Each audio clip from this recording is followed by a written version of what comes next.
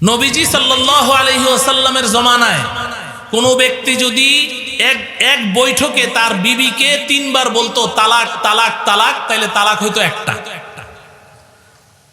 নবীজির জমানায় কোনো ব্যক্তি যদি এক বৈঠকে স্ত্রীকে বলতো আনতি তালিকুন তালিকুন তালিকুন, অথবা বলতো আনতি তালিকুন আনতি তালিকুন আনতি তালিকুন, তুমি তালাক তালাক তালাক, তিনবার বলতো, এক তালাক হইতো।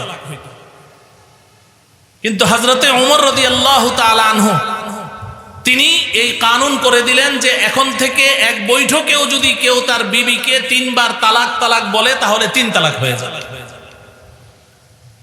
তাহলে এটা কার সুন্নাহ হইল? কথা বলেন, কার সুন্নাহ? হযরতে ওমর রাদিয়াল্লাহু তাআলা আনহুর সুন্নাহ। হ্যাঁ, এখন এটার মধ্যে কি রহস্য ছিল? নবীজির জমানায় কেন এক তালাক হতো, হযরতে ওমর কেন এটাকে তিন তালাক ঘোষণা করলেন? এটার হিকমত, এটা তো ভিন্ন জিনিস, ওটা তো আমার আলোচ্য বিষয় না।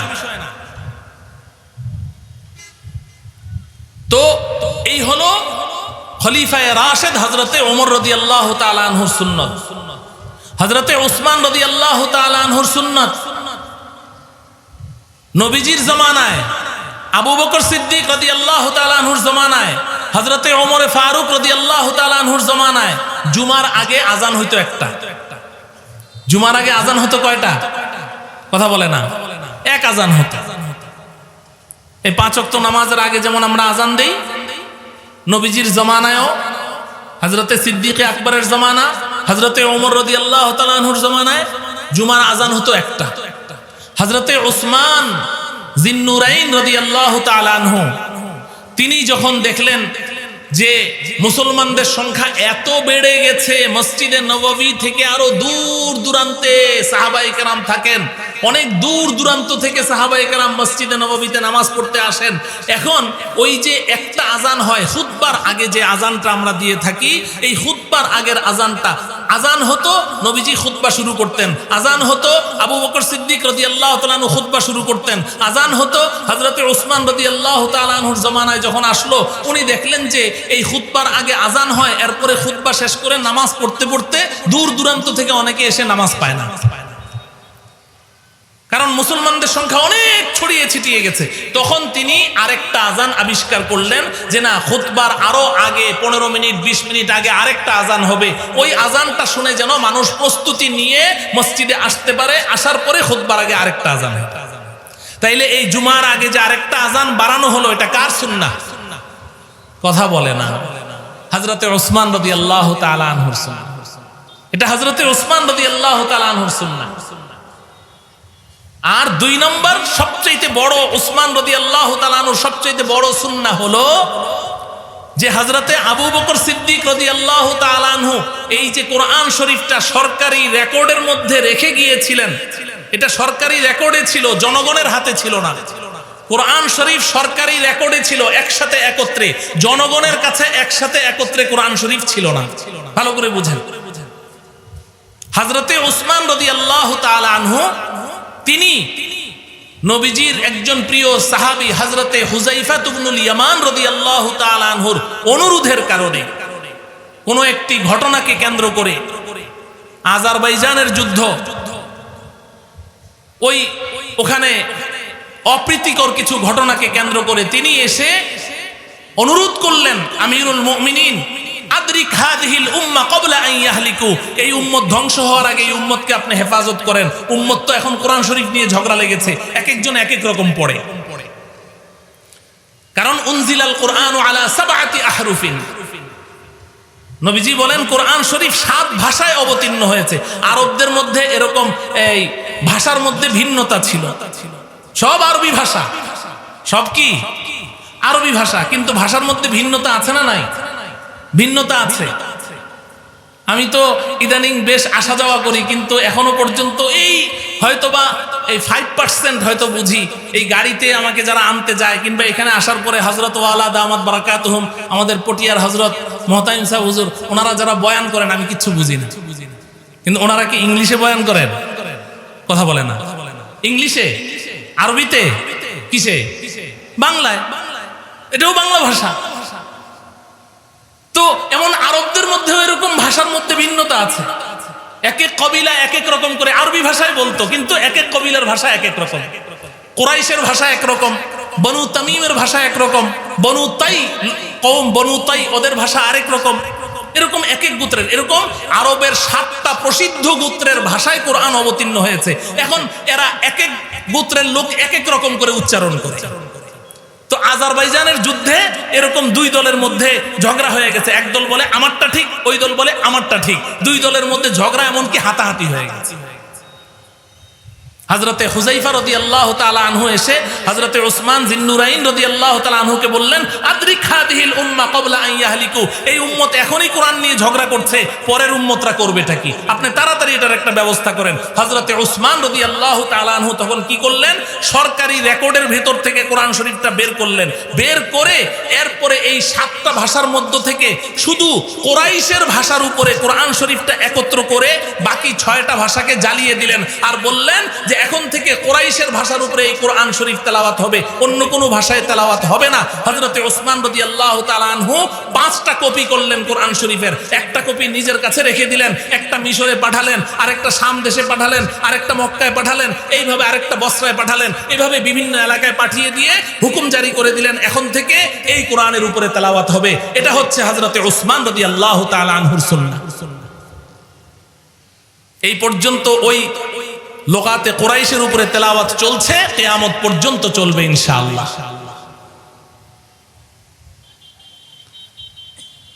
এরপরে হযরতে আলী রাদিয়াল্লাহু তাআলা আনহুর একটা সুন্নাহর কথা বলে আমি আমার মূল কথা বলছি। আলী রাদিয়াল্লাহু তাআলা আনহুর সুন্নাহ কি? হযরতে আলী রাদিয়াল্লাহু তাআলা আনহুর কথা আপনারা অনেকেই জানেন। উসমান রাদিয়াল্লাহু তাআলা আনহুর শাহাদাতকে কেন্দ্র করে আলী রাদিয়াল্লাহু তাআলা আনহু এবং আম্মাজান হযরতে আয়েশা রাদিয়াল্লাহু তাআলা আনহার সাথে একটা রক্তক্ষয়ী যুদ্ধ হয়ে যায়, যেটাকে জঙ্গে জামাল বলা হয়। জামাল শব্দের অর্থ উট। আম্মাজান হযরতে আয়েশা উটের পিঠে আরোহী ছিলেন, ওনার নেতৃত্বে যুদ্ধ হয়েছে আলীর বিরুদ্ধে। এই জন্য ওই যুদ্ধের নাম হয়ে গেছে জঙ্গে জামাল, উটের যুদ্ধ।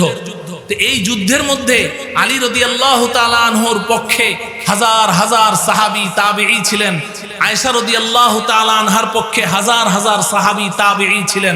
2 দলের মধ্যে যুদ্ধ হয়েছে। এই যুদ্ধে হযরতে আয়েশা রাদিয়াল্লাহু তাআলা আনহার দল পরাজিত হয়েছে, আলী রাদিয়াল্লাহু তাআলা আনহুর দল বিজয়ী হয়েছে। এখন যুদ্ধের মধ্যে যেই দল পরাজিত হয় ওই দলের মাল এবং ওই দলে যারা বন্দী হয় এরা তো সব গনিমত। গনিমত না?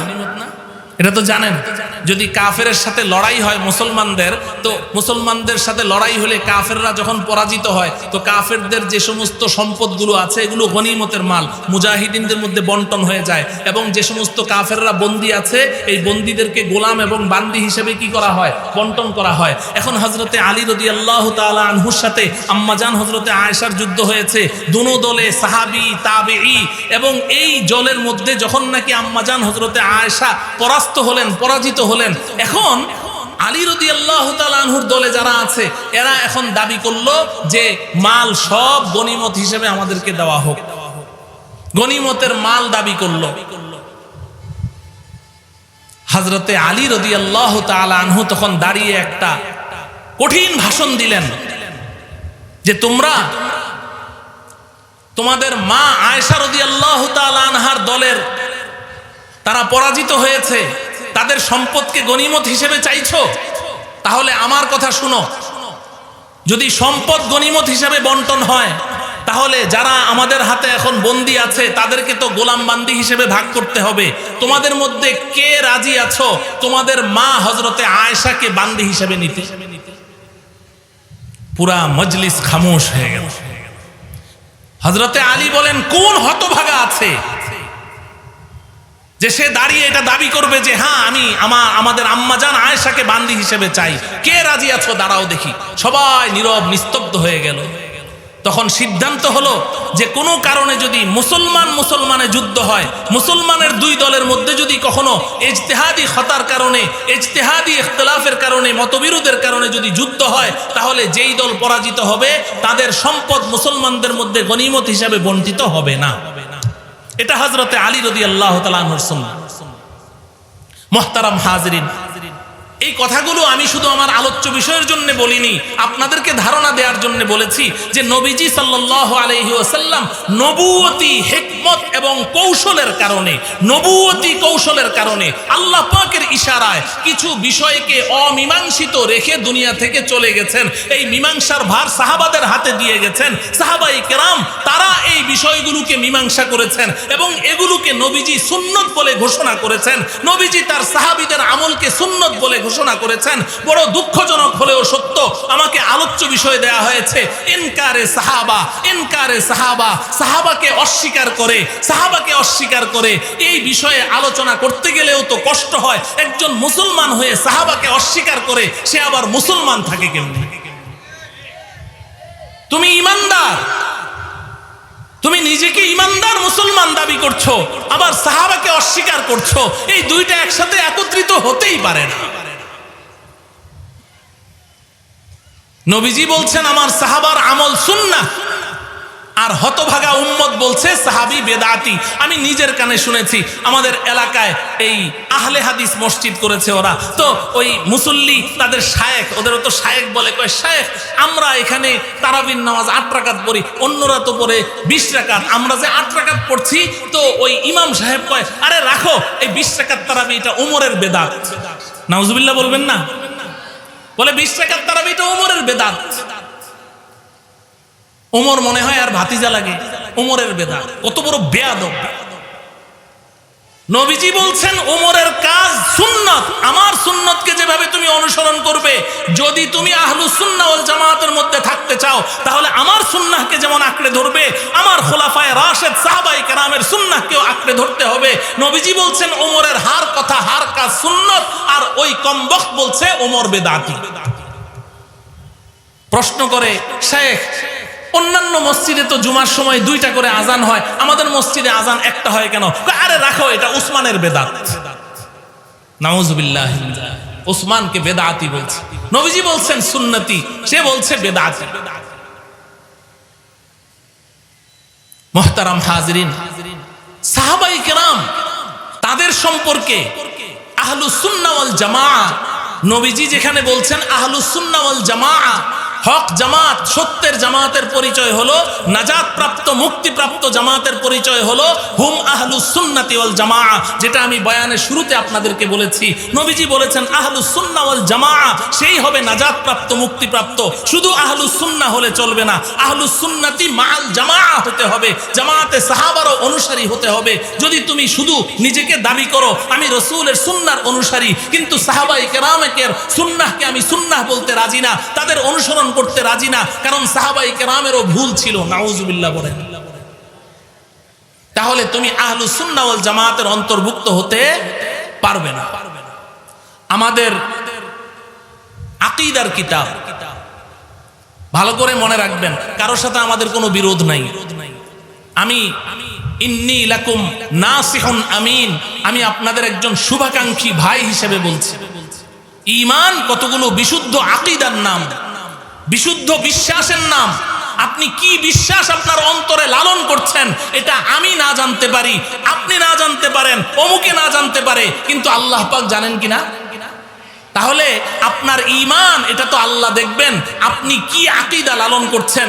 আহলুস সুন্নাহ ওয়াল জামাতের আকীদা শুনে রাখেন। সাহাবায়ে কেরাম সম্পর্কে কিতাবুল মুসামারা, আকীদার প্রসিদ্ধ কিতাব, ওই কিতাবের মধ্যে আছে ইতিকাদু আহলিস সুন্নাতি ওয়াল জামাআতি তাজকিয়াতু জামিইস সাহাবাতি রাদিয়াল্লাহু তাআলা আনহুম আজমাইন ওয়ুজুবান বিইসবাতিল আদালাতি লিকুল্লিন মিনহুম ওয়াল কাফফু আনিত তা'নি ফীহিম ওয়াস সানাউ আলাইহিম। আহলুস সুন্নাহ ওয়াল জামাতের বিশুদ্ধ আকীদা হলো যে সাহাবায়ে কেরাম তাদের সততা, তাদের আদালত, তাদের ন্যায়পরায়ণতা এটা স্বীকার করে এবং তাদেরকে মন্দ বলা থেকে বিরত থেকে, সবসময় তাদের প্রশংসায় লিপ্ত থেকে, সবসময় তাদের পবিত্রতা বর্ণনা করা, তাদের পবিত্রতা বর্ণনা করা, তাদের কোনো দোষ বর্ণনা না করা, এটা হলো আহলুস সুন্নাহ ওয়াল জামাতের আকীদা। যে সাহাবায়ে কেরামের দোষ ধরবে সে আহলুস সুন্নাহ ওয়াল জামাত থেকে বহিষ্কার, যে সাহাবায়ে কেরামের দোষ ধরবে সে আহলুস সুন্নাহ ওয়াল জামাত থেকে কি বহিষ্কার। আপনি সাহাবায়ে কেরামের দোষ ধরার কে? আপনি সাহাবী থেকে বড়, দোষ কে কার ধরে? ছোট বড় দোষ ধরে না বড় ছোট দোষ ধরে? বড় ছোট দোষ ধরবে। আল্লাহ রব্বুল আলামিন যেখানে সাহাবায়ে কেরাম সম্পর্কে বলছেন রাদিয়াল্লাহু আনহুম ওয়া রাদু আন, যে আল্লাহ তার রসুলের সব সাহাবাদের উপরে সন্তুষ্ট এবং তার রসুলের সমস্ত সাহাবী আল্লাহর উপরে সন্তুষ্ট, উভয়ের উপরে খুশি। আল্লাহ বলেন আমি সব সাহাবাদের উপরে খুশি, আর এই কুলাঙ্গার বলে যে না আমি সাহাবাদের উপরে খুশি না। কত বড় হতভাগা, কত বড় পোড়া কপাল হলে এই পথ অবলম্বন করতে পারে, আবার নিজেদেরকে মুসলিম বলে দাবি করে। বড় আশ্চর্যের ব্যাপার। আল্লাহ রব্বুল আলামিন তিনি আমাদের ঈমানকে সাহাবাদের ঈমানের কষ্টি পাথরে মাপতে বলেছেন কোরআনে কারীমে। সময় শেষ হয়ে গেছে, আর অল্প 5 মিনিট সময় আছে, শুনেন। আল্লাহ রব্বুল আলামিন কোরআনে কারীমে বলছেন ফাইন আমানু বিমিসলি মা আমানতুম বিহি ফাকাদ ইহতাদাউ।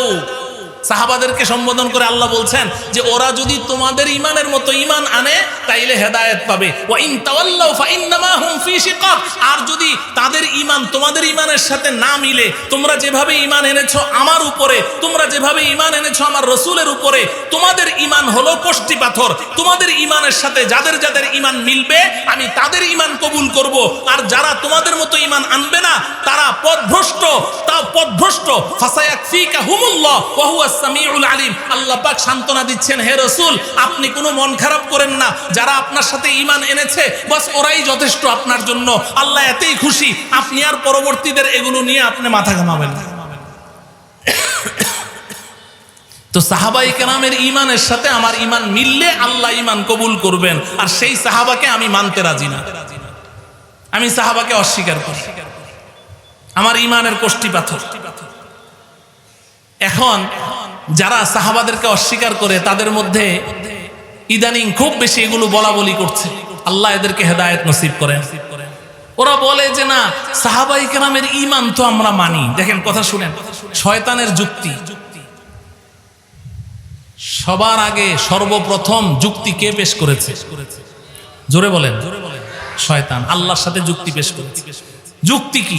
বলে যে না সাহাবায়ে কেরামের ঈমান, আমরা যখন বললাম যে আল্লাহ পাক জায়গায় জায়গায় সাহাবাদের মতো ঈমান আনতে বলেছেন, সাহাবায়ে ঈমান আমাদের কষ্টি পাথর, আমাদের জন্য মেয়ারে হক সাহাবায়ে কেরাম। ওরা বলে সাহাবায়ে কেরামের ঈমান তো ঠিক আছে আমরা মানি, তাদের আকীদা তো ঠিক আছে এটা আমরা মানি, কিন্তু আমলের ক্ষেত্রে আমরা সাহাবাকে মানি না। নাউজুবিল্লাহ পড়বেন না। আমলের ক্ষেত্রে কি করে না? সাহাবায়ে কেরামকে মানবে না, আমলের ক্ষেত্রে শুধু নবীজিকে মানবে, সাহাবায়ে কেরামকে মানবে না। তো আমি তো আগেই তো দলিল পেশ করেছি, নবীজি সাল্লাল্লাহু আলাইহি সাল্লামকে শুধু নবীজির সুন্নাহ এবং নবীজির আমলকে মানতে বলেছেন না সাহাবাদের আমলকেও মানতে বলেছেন? সাহাবায়ে কেরামের আমলকেও মানতে বলেছেন। তো এই যে তারা পরবর্তীতে এসে সাহাবায়ে কেরামকে অস্বীকার করবে, আর যখন নাকি বাটে পড়বে তখন বলবে আমরা ঈমান মানি আমল মানি না, সাহাবাদের আকীদা মানি কিন্তু তাদের আমল মানি না, এই কথাগুলো যে তারা বলবে এই কুলাঙ্গাররা, এই কথা কোরআন নাজিলের সময় আল্লাহ পাক জানতেন কি জানতেন না? জবাব দেন, জানতেন কি জানতেন না? তো তারা যে এই সমস্যা সৃষ্টি করবে এটার সমাধান না দিয়েই কোরআন নাজিল হয়েছে না, এটার সমাধানও আল্লাহ দিয়েছেন।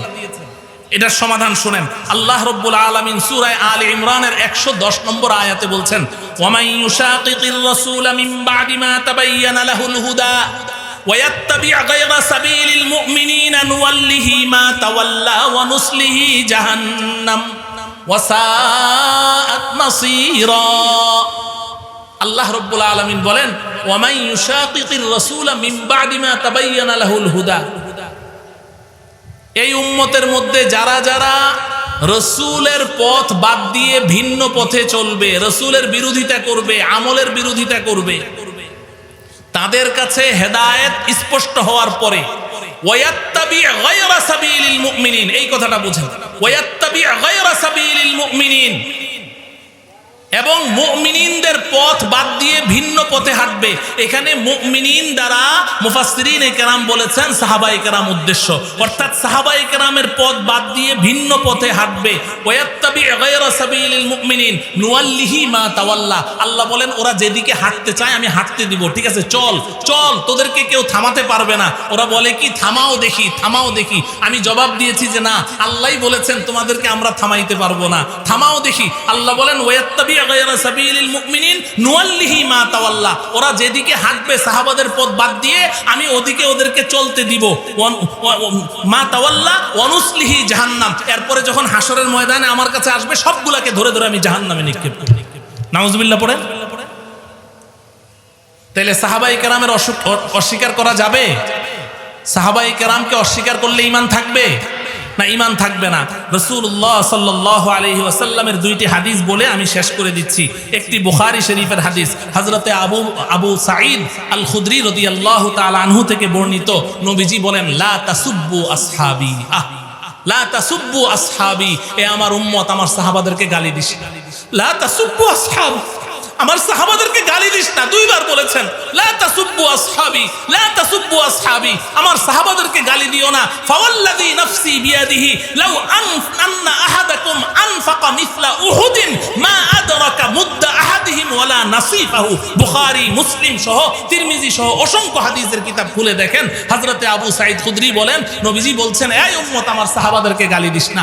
এই তাসুব্বু সাব্বুন শব্দটা শুধু গালি অর্থে ব্যবহার হয় না। মুহাদ্দিসিনে কেরাম লিখেছেন কারো সমালোচনা করা কেউ সাব বলা হয়, কারো মন্দ বলা কেউ সাব বলা হয়, কারো বিরোধিতা করা কেউ সাব বলা হয়, কারো দোষ বর্ণনা করা কেউ সাব বলা হয়। লা তাসুব্বু আসহাবি, আমার সাহাবার সমালোচনা করিস না, কারণ ওই জাতের কসম করে বলছি যার কবজায়ে কুদরতে আমার হাত আছে, যা আমার জান আছে, যার কবজায়ে কুদরতে আমার জান আছে, আমি মুহাম্মাদের জান। লাউ আন্না আহাদাকুম আনফাকা মিসলা উহুদিন, তোমাদের মধ্যে যদি কেউ উহুদ পাহাড় সমতুল্য যদি স্বর্ণ আল্লাহর পথে ব্যয় করে, লাউ আন্না আহাদাকুম আনফাকা মিসলা উহুদিন যাহাবান, উহুদ পাহাড় সমতুল্য স্বর্ণ যদি আল্লাহর পথে ব্যয় করে, মা আদরাকা মুদ্দা আহাদিহিম ওয়ালা নাসিফাহু, তাহলে আমার সাহাবীর এক মুদ অথবা নিসফে মুদ, এই সামান্য একটু 2 গ্রাম 5 গ্রাম 100 গ্রাম স্বর্ণ তারা দান করেছে, তোমার উহুদ পাহাড় সমপরিমাণ স্বর্ণ তাদের 2 গ্রাম স্বর্ণ দানের সমান হতে পারে না।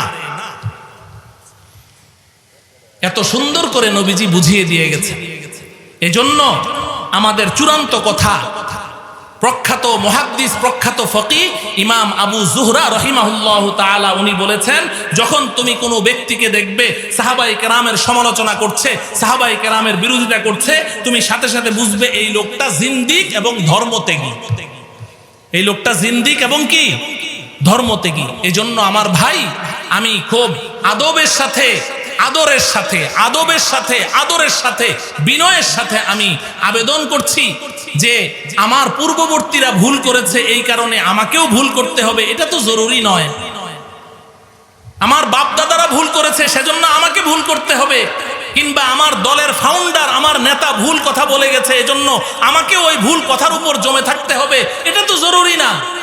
যখন তোমার বুঝে আসলো এই কথা যে সাহাবায়ে কেরামই আমাদের জন্য অনুসরণীয়, তাদের মাধ্যমেই আমাকে নবীর সুন্নাহ রাসূলের সুন্নাহ এবং তাদের মাধ্যমেই তো আমি এই কোরআন পেয়েছি, সেই সাহাবাদের যদি তুমি বসে বসে সমালোচনা করো তাহলে তোমার কোরআন যাবে কোথায়? যাদের মাধ্যমে তুমি এই কোরআন পেয়েছো, যাদের মাধ্যমে রাসূলের সুন্নাহ পেয়েছো, যাদের মাধ্যমে আল্লাহকে পেয়েছো, যাদের মাধ্যমে ঈমানকে পেয়েছো, তাদেরকে তুমি অস্বীকার করলে তোমার ঈমান যাবে কোথায়? তোমার কোরআন যাবে কোথায়? তোমার রাসূল যাবে কোথায়? তোমার তো কিছুই থাকবে না, তোমার তো আমও হারাবে সালাও হারাবে।